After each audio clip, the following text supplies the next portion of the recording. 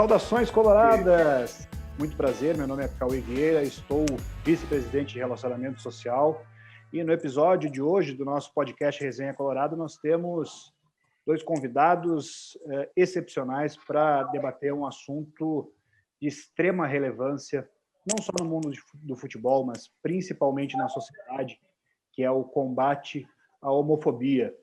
Nós entendemos, como o Clube do Povo que nós somos, que o Internacional tem um papel fundamental para ajudar numa mudança de cultura tão necessária para a nossa sociedade.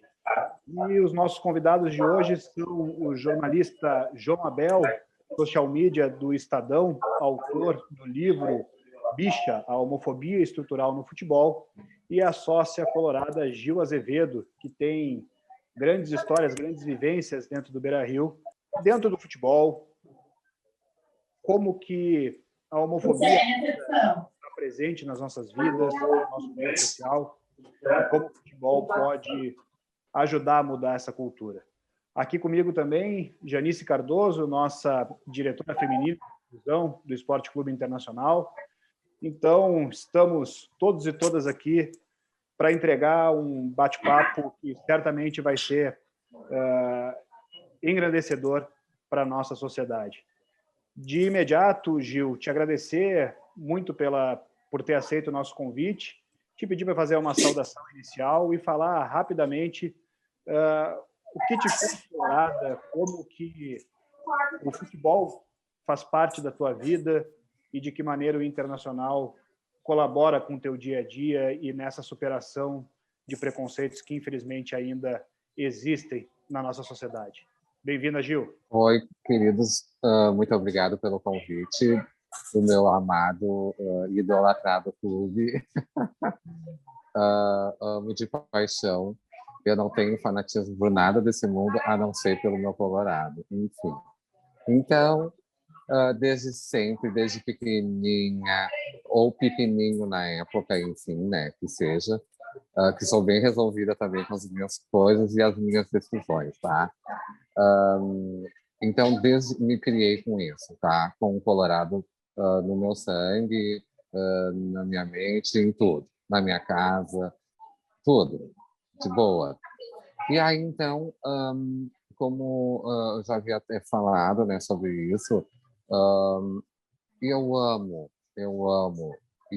ir ao estádio, participar do meu clube, que é uma das coisas agora com a pandemia que eu mais sinto falta. São duas coisas que eu sinto muito falta.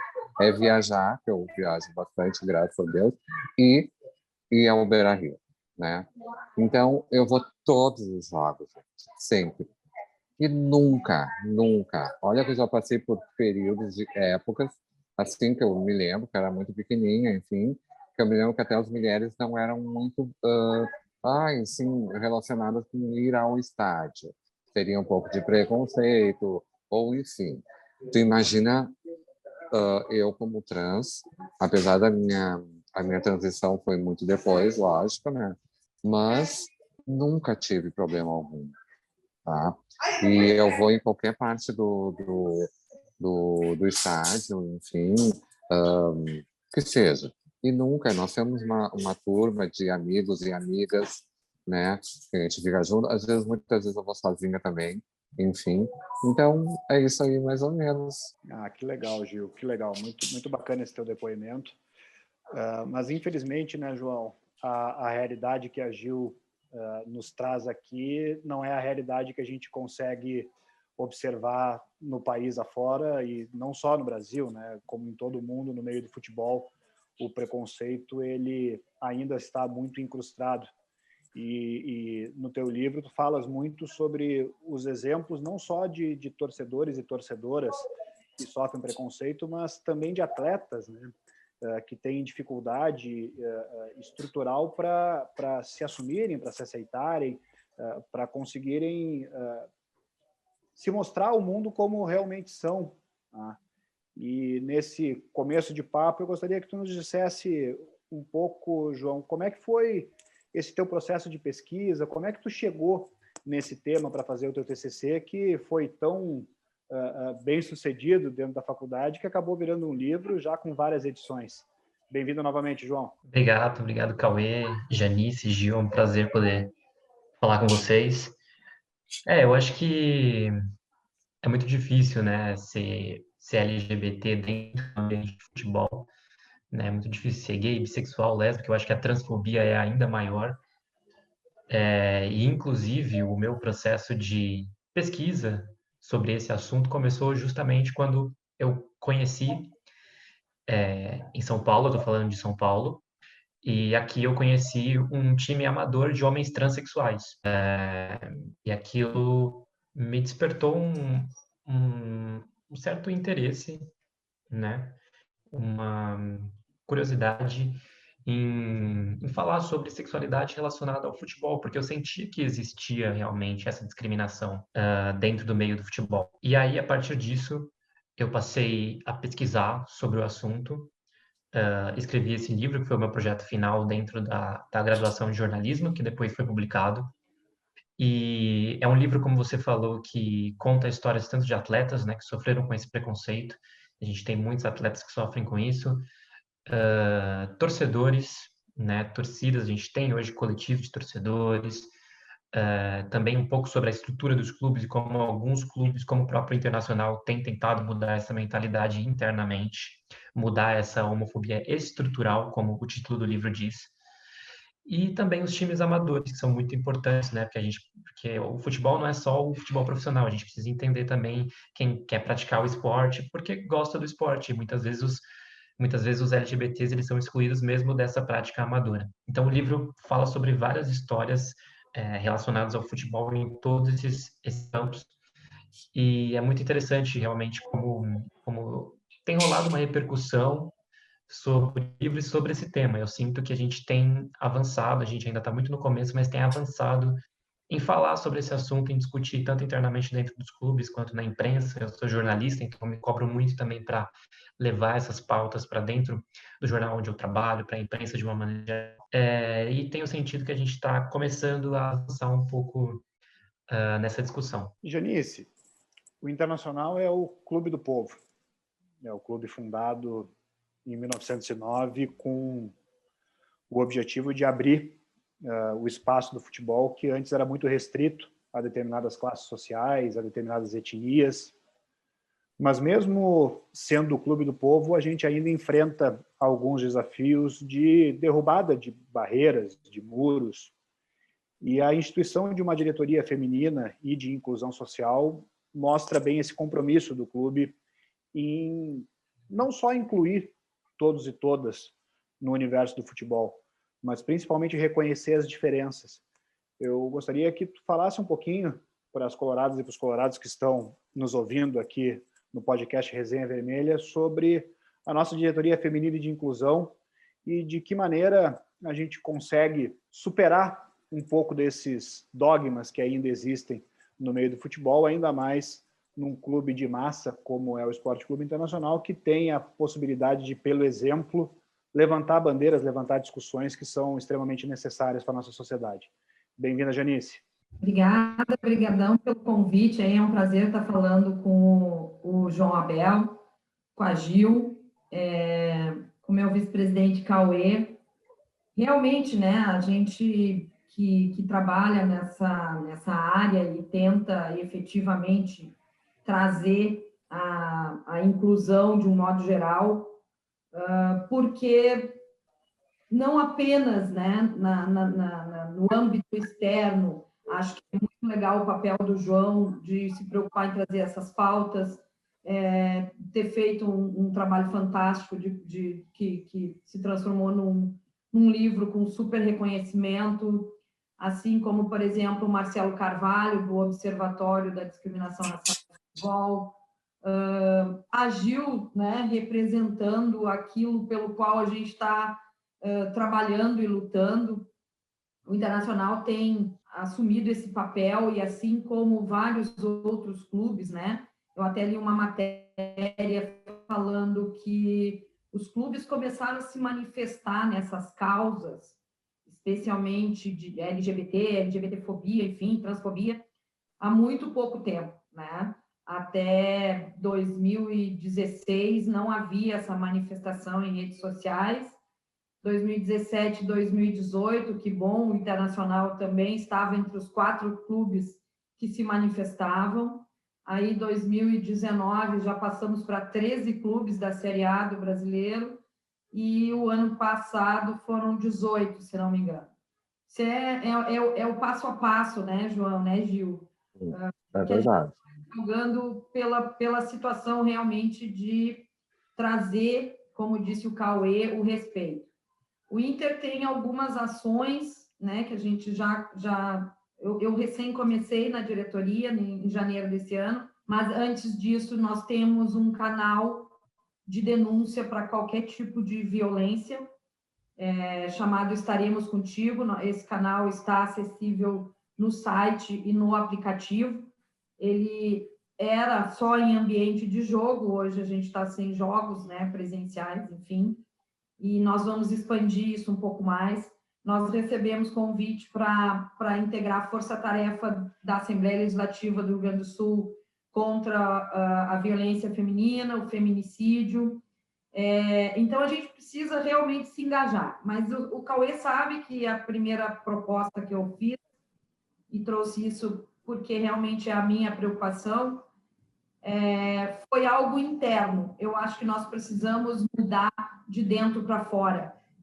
Né? Que fico muito feliz, porque eu também nunca sofri nenhum tipo de preconceito, e indo no estádio desde menina também, como a Gil, né? Claro, tinha aquelas piadinhas, aqueles assobios meio desagradáveis, mas que há muitos anos não existem mais. Então, a gente propôs a criação de um comitê de diversidade e inclusão no clube, e propusemos a instituição de uma cláusula em todos os contratos de trabalho, que o clube não tolera nenhum tipo de discriminação, seja por raça, por gênero, por orientação sexual, religião, deficiência, o que for. Mesmo que instituído isso como crime, mesmo que esteja no nosso estatuto, há contratos de trabalho do Esporte Clube Internacional. Eu vejo isso como a forma que a gente tem de ajudar enquanto dirigentes, né? E a gente está dirigente, e a gente precisa deixar sempre um legado de trabalho, de respeito, enfim, para que a gente possa evoluir como humanidade mesmo. Perfeito, Janice. Perfeito. Essa instituição de uma mudança de cultura de dentro para fora vem também, né, Gil e João, ao encontro do que a gente estava falando, da criação do exemplo. Não basta simplesmente nós fazermos uma campanha bonitinha, colocar um card legal nas nossas redes sociais, se nós continuamos perpetuando o preconceito dentro das estruturas organizacionais. E falar sobre esse tema é muito importante. Para que eu passe a palavra para o João e para a Gil novamente, eu separei aqui um e-mail que nós recebemos de um sócio do Internacional, por advento da postura do clube, de colorir o estádio no dia do orgulho LGBTQI+. Tá? E nós recebemos um e-mail que eu vou ler textualmente, para que vocês conversem a respeito disso, que diz exatamente assim: acabei de ficar sabendo da campanha sobre o Dia Nacional do Orgulho LGBTQIA+, e só queria poder agradecer. Agradecer à direção, aos conselheiros e a quem quer que seja que fez isso virar realidade. Há muito tempo veio remoendo esse sentimento, esse remorso do time que eu amo nunca se posicionar em relação a isso. É de encher o peito de orgulho vendo esse posicionamento acontecer mais e mais e culminar na criação de um comitê interno de diversidade e inclusão.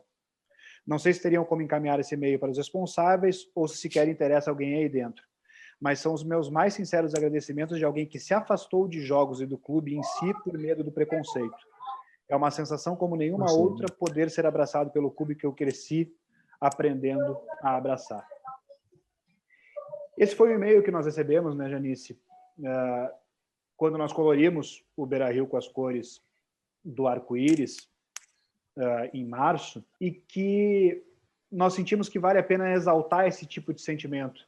Obviamente, João e Gil, nós recebemos 2 ou 3 e-mails ainda muito retrógrados, o Inter é um clube de futebol, falem de futebol, não se posicionem sobre isso é uma pauta que não é de um clube. Mas o exemplo de alguém que se sinta abraçado e que tenha o pertencimento através da ação do seu clube do coração faz com que as pessoas comecem a refletir sobre o tema. E aí eu te pergunto, Gil, tu ser convidada para participar desse podcast, tu conseguires colocar o teu nome social na tua carteirinha de sócia do clube, de que maneira isso reflete em ti, no teu orgulho, não só no teu orgulho de ser colorada, mas no teu orgulho de ser quem tu és, de assumir quem tu és e de dar o exemplo para outras pessoas que talvez sofram por não conseguir chegar nesse momento. Então, assim, ó, é uma coisa que me orgulha, inclusive, agora quando tu falou isso, eu cheguei a me arrepiar, tá? Porque preconceito existe em todo lugar, gente. Isso é óbvio. Aos poucos as coisas, de repente, estão mudando, e se Deus quiser, nós vamos chegar a um denominador, creio, né? Mas dentro do clube, isso é muito importante. Porque como esse meio que tu acabou passando para nós, né, enfim, desse associado que queria mais como é, uma ativação do clube para ele poder, que não estava mais, não ia mais aos jogos porque sentia, não, eu acho que as pessoas têm que, não precisa rasgar bandeira, não é isso, entendeu? Mas sim fazer as coisas normais como todo qualquer ser humano, gente. Isso eu prego na minha trajetória, entendeu? A mesma coisa. Eu sou uma pessoa extremamente conhecida em Porto Alegre na minha área profissional, graças a Deus. Mas também porque eu galguei isso, né? Hoje, inclusive, eu trabalho muito com noivas e tudo. Eu tenho mais de 1.000 noivas no meu cast, gente. Né? Já fiz noivas da sociedade inteira. Enfim, entendeu? Mas lutei para isso. Meti a cara, tipo, fui à luta, entendeu? Por isso que eu acho assim, ó, que esse é meu depoimento e sempre vou falar isso, gente. Eu vou aos jogos sempre, sempre, e nunca tive problema algum, nunca, e nem de piadinha, gente, entendeu? Mas é aquela coisa, sabe, não sei se é a função de acabar. Eu não preciso me expor a algumas coisas, né? Tipo, eu não preciso aparecer, né? Ter atitudes para aparecer. Não. Eu boto minha bermuda, meu shortinho, que seja, minha camiseta do Inter. Eu sou uma torcedora normal. Eu não vou lá para fazer palhaçada nem pintar de alguma coisa que vai chamar atenção demais. Não, eu faço as minhas coisas normais como eu faço no dia a dia, né? E eu não gosto de exagero, começando por aí, né? Então já é uma grande outra coisa também. Então é isso que eu digo assim, ó, eu falo isso para todo sócio e sócia que seja, independe da transfobia, né? Da transgenia, no caso, né? Ou de um menino para menina ou vice-versa, né? Que vá, que sabe, que curta tudo isso, né? Enfim, então é isso que é importante, sabe? A gente ter essa aceitação. E eu sinto isso de cara. Eu vou a qualquer lugar dentro do clube, qualquer lugar, e nunca tive problema algum. Dentro da secretaria todo mundo me conhece, eu acho, né? Pelo menos, né? As pessoas, oi, oi, oi, dentro do rapaz que fica na entrada da portaria, oi, oi, oi, não sei o quê. Sabe? Então, essa coisa que é legal, gente. Eu boto meu carro no estacionamento do Beira-Rio, eu saio, sabe? Enfim, tomo minha cerveja. Ai, tudo de boa, gente. É isso que eu digo, as pessoas não podem ter o seu auto-preconceito, tá? E sim, e fazer a coisa fluir naturalmente, uma coisa legal. Isso é muito importante, né? Então, isso aí é, é, é o supra-sumo da coisa, eu acho. Claro. E aí, dentro disso, João, tu vê, a Gil é uma pessoa extremamente solta, digamos assim. Né? Ela simplesmente vai e vive a vida. Tá? Mas a gente sabe que tem muitos gays, enfim, muitas trans que não têm essa coragem ou não têm esse desprendimento. Não sei, Gil, se o fato de tu frequentares o Beira-Rio antes mesmo da tua transição também não te facilitou isso, porque tu já conhecia os caminhos, tu já sabia como é que funcionavam as coisas. Mas vou pegar o exemplo do Gil do Vigor, esse personagem tão conhecido agora por causa do Big Brother. Sim, sim. O Gil, torcedor do Sport Recife, declarou essa semana que nunca foi no estádio de futebol por medo do preconceito. Então, é uma realidade, eu entendo isso. Mas hoje ele está vendo que é uma coisa diferente. Entendeu? Por exemplo, o Esporte Clube Recife acalentou ele, trouxe ele para perto. Isso aí, sabe? É uma das coisas, nossa, fantástica. Mas eu acho que é isso que existe na pessoa em si, que é o seu autopreconceito, entendeu? Pô, se tu nunca fez, tu nunca comeu uma banana e tu disse que não gosta de banana, oi? Tipo assim, tu entendeu? Então, ou laranja, que seja. Como é que tu vai dizer que tu vai acontecer alguma coisa se tu nunca fez? Entendi. Né? E na história, João, dentro da tua pesquisa... Cauê, deixa eu só fazer uma pequena... O Gil do Vigor do esporte recém se empoderou. A nossa Gil é empoderada por natureza. É verdade. E na história, João, dentro da tua pesquisa, pelo que eu vi do teu livro, tu conta a história de torcidas organizadas também, que se juntaram, enfim, até como uma maneira de autopreservação e de autoproteção, a partir do momento em que 4, 5, 6 se juntavam, se sentiam mais seguros ou seguras de frequentar os estádios.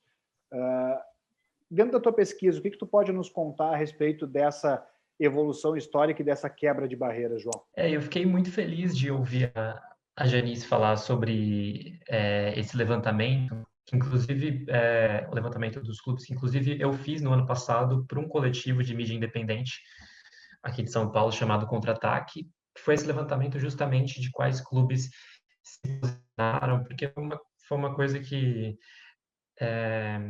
uma coisa que me chamou a atenção. O ano passado, quantos clubes se posicionaram em datas específicas, né? A gente sabe que a gente tem o 17 de maio, que é o Dia Internacional de Luta contra a LGBTfobia, e a gente tem o Dia do Orgulho, que é o 28 de junho. E aí, no ano passado, me chamou bastante atenção, muitos clubes se posicionando, né, via redes sociais, e aí a gente fez esse levantamento. Até 2016 era uma pauta que não existia dentro dos clubes.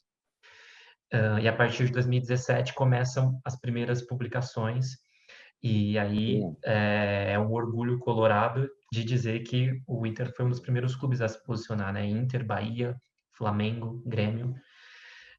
Inclusive, em 2017, quando esses clubes se posicionaram, mesmo a imprensa tratou aquilo como polêmica, né? Quando a gente sabe que, na verdade, não é uma polêmica, né? Deveria ser um posicionamento natural. Hoje em dia já não é assim, a gente sabe que... E veja que a gente está falando de um intervalo de menos de 5 anos. Realmente tem uma mudança e as pessoas entendem mais, né?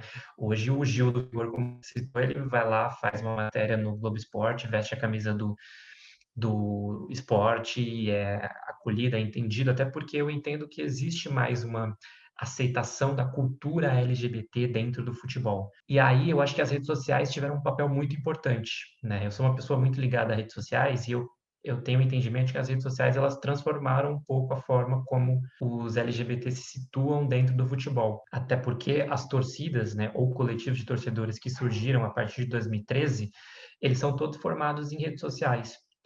E por quê? Porque, na verdade, sempre existiram gays, lésbicas, transexuais que gostam de futebol. O que acontecia é que muitas vezes eles estavam excluídos e a partir do momento que eles conheceram outras pessoas que eram como eles sentiram, poxa, agora a gente pode se reunir, a gente pode falar via rede social, a gente pode formar grupos. Então, hoje, praticamente todo o grande clube do Brasil tem um coletivo de torcedores LGBTs para que as pessoas se incluam, porque realmente, como a Gil falou, tem muitos torcedores LGBTs que já têm uma vivência de estádio, que já vão, que conhecem aquele ambiente, que para eles é super normal. Mas tem muitos que realmente, como a Gil também falou, às vezes eles nem sequer se dão ao trabalho ou tentam experimentar essa vivência porque já sentem que ali existe um preconceito que realmente existe muito forte. Então, eu acho que esses coletivos, eles mudam um pouco essa forma, né? Eu acho que eles tentam transformar um pouco de fora para dentro, né? A gente tem falado aqui um pouco de transformar de dentro para fora. Esses coletivos, eles de certa forma pressionam, né? Uma pressão boa, os clubes para que eles mudem a sua estrutura. Então, é importante, e foram coletivos que surgiram ao longo dos últimos anos, e hoje a gente já tem, inclusive, um observatório da LGBTfobia dentro do futebol também. Eu participei da inauguração no ano passado, inclusive tinham dirigentes de 2 clubes nessa inauguração, que foi virtual, logicamente, por conta da pandemia, e esses 2 clubes eram o Internacional e o Sport Clube Bahia. Então, é importante que isso também, que mude-se a estrutura dos clubes para que os torcedores também se sintam incluídos, né? Próprio nome social nas carteirinhas, tudo isso tem mudado em alguns clubes, em outros, como você bem falou, Cauê, fica só no post de rede social. Então, a gente tem que saber separar bem quem está colocando essas ideias para além do papel. Eu acho que essa é a lição histórica que a gente está tirando ao longo dos últimos anos. Janice, e dentro do que o João estava falando, né, de sair dos posts e ir para a realidade. Essa nossa experiência juntos aqui no Relacionamento Social desde janeiro deste ano nos mostra que é preciso muita decisão por parte de uma administração, de um clube, para quebrar certos preconceitos e quebrar certas barreiras, porque os reveses vão acontecer, as críticas acontecerão, mas o propósito firme deve se sobressair. Como é que tu está vendo isso, Janice, enquanto nossa diretora de inclusão, não só dentro do Internacional, mas pelo que tu tem acompanhado nos grupos da CBF Social, na conversa com os outros diretores e diretoras de relacionamento social dos clubes do país afora, a gente tem conseguido sair dos posts e ir para a vida real? Então, era exatamente, até foi, nem combinamos, mas tu acabou cruzando a bola, eu vou ter que cabecear a lá Yuri Alberto ou Galhardo, né? Eu realmente ia falar um pouco dessa coisa que eu li também há algum tempo, acho que saiu, foi em março, se não me engano, uma matéria cobrando um pouco do posicionamento da CBF, né?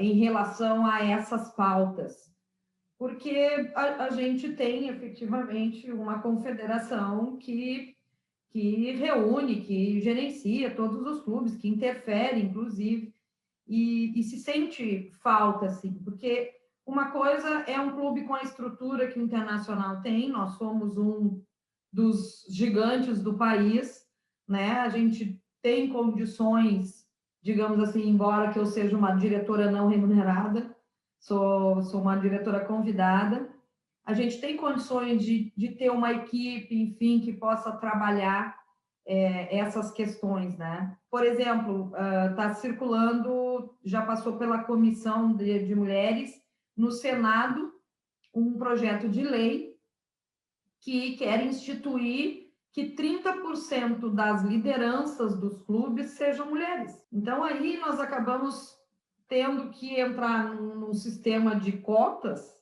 né? Porque o ambiente do futebol ainda é machista, é LGBTfóbico, embora a gente enxergue que estamos evoluindo, mas são as três áreas que eu vejo que a gente tem ainda muita dificuldade em clube de futebol, que é o racismo, que infelizmente não diminui os casos, o Marcelo traz isso muito bem para a gente, e eu que amo futebol, acompanho futebol na Europa, inclusive, é triste ver que ainda existam casos, o machismo e a LGBTfobia.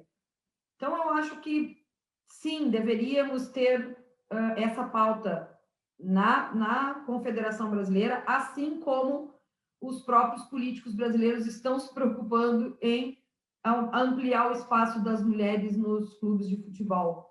Porque, como diz a Vernan Mayer, se não me engano o nome da da vice-presidente da Netflix, né? Ela tem uma expressão que eu acho sensacional, que ela diz que diversidade é tu convidar todo mundo para a festa, e inclusão é tu tirar para dançar. Eu acho que a gente precisa tirar para dançar todo mundo e se sentir efetivamente incluído, seja o atleta, seja o dirigente, seja o funcionário, seja o torcedor, ele tem que se sentir incluído quando ele exerce algo que é sagrado para a grande maioria dos brasileiros, que é a paixão pelo seu clube de futebol. Gil, me diz uma coisa, dentro do teu círculo de amizades, tu já conseguiu desmistificar um pouco o receio de vir ao estádio? Tu já conseguiu trazer outras pessoas junto contigo para o Beira-Rio, para vibrar pelo nosso Inter, ou ainda tu sentes um receio, obviamente justificado, das pessoas frequentarem esse espaço outrora tão preconceituoso na sua essência? Como é que é isso no teu círculo de amizades? Não, então, quando as pessoas do meu relacionamento, em geral, tá? Todo mundo sabe, todo mundo, e eu faço postagem, faço tudo. Enfim, então todo mundo sabe. Existem amigos meus, tanto gays, ou, enfim, ou trans mesmo, que já várias pessoas, todos quase, comentam: e o preconceito? E como é? Como isso? Eu disse: não existe preconceito, não tem. Na verdade, não tem. E eu passo todo mundo. E já levei amigos meus, né, para curtir um jogo de futebol, curtir o Beira-Rio em si, né? Lógico que em dias um pouco mais vazios, em função de poder ter acesso a um ingresso, que não seria como eu, no caso, que eu sou sócia, mas, enfim, sabe, ter a oportunidade de comprar um ingresso que muitas vezes em jogos grandes não tem. Isso é uma realidade do nosso clube, enfim. Então, mas já procurei, já levei, já arrastei, vamos, e sabe, e as pessoas já tiveram uma outra visão realmente, entendeu? Então, enfim, então por isso que eu acho assim, não pode ser até que eu seja uma pessoa, por ser uma torcedora muito fanática, enfim, dizer que não existe, e realmente não, né? Até porque eu não frequento lugares que eu vou ter algum problema, isso é óbvio, né? Enfim, então, mas é isso que eu digo, mas já levei. Vamos junto comigo hoje, barará, enfim. Então dá super, super certo, assim, né?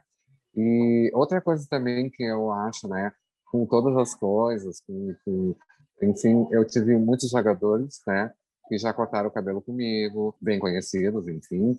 E então tudo isso eu acho que é uma questão de coincidência para mim, enfim, mas eu sempre e já vi dentro do Beira-Rio gays, por exemplo, mais sutis, assim, sem muita pinta e tal, curtirem o futebol. Só que ali parece uma coisa mais assim, sabe? Eles se auto-rotulam, né? Mas cada um tem o seu estilo. Como eu digo, eles jamais vão deixar de assistir um jogo do seu clube em função de, por ser, ter uma opção sexual diferenciada, como se diz, né? Enfim, eu acho que é isso. Mas eu, se puder, carrego muita gente. Oi? Que legal. João, tu falasse agora há pouco sobre essa evolução nos últimos 5 anos, né? Poxa, a gente está em 2021 e ter que fazer uma matéria de jornal a respeito de uma pseudo-polêmica de os clubes de futebol se posicionarem contra a homofobia beira o absurdo, mas é uma evolução que é necessária, é uma evolução que infelizmente não é tão rápida quanto a gente gostaria. E eu gostaria que tu nos falasse um pouquinho sobre, dentro das suas pesquisas, do teu acompanhamento sobre o tema, quais são as boas práticas que estão sendo adotadas lá fora, ou o Brasil pode se dizer referência nessa temática? Acho que a gente estava falando da CBF, inclusive é bom dizer que essa não é uma pauta que deve ser adotada só pelos clubes, mas pelas federações também, né? Federação Gaúcha, Paulista, a CBF. Eu lembro que em 2019 o STF igualou o crime de homofobia ao crime de racismo, né? E aí, nessa esteira, o STJD também decretou uma medida para punir os clubes por casos de homofobia.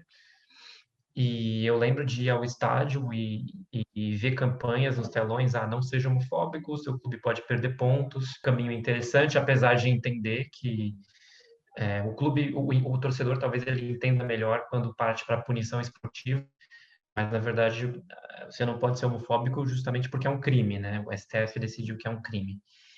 Então, a gente vê algumas campanhas acontecendo, especialmente no mês de junho, né, que é o mês do orgulho, mas eu acho que outros países, especialmente Estados Unidos e Europa, têm mostrado algumas campanhas mais efetivas, né? Se você olha para a Inglaterra, por exemplo, eles têm uma campanha específica anual chamada Rainbow Laces, onde todos os capitães de clube, por exemplo, entram em campo com a abraçadeira de capitão com a bandeira do orgulho gay. Mas isso é importante? É importante, é um simbolismo. O simbolismo é importante na luta. Você tem outras campanhas. A UEFA, por exemplo, recentemente lançou um documentário que eu acho interessante que todo mundo assista, chamado Outraged.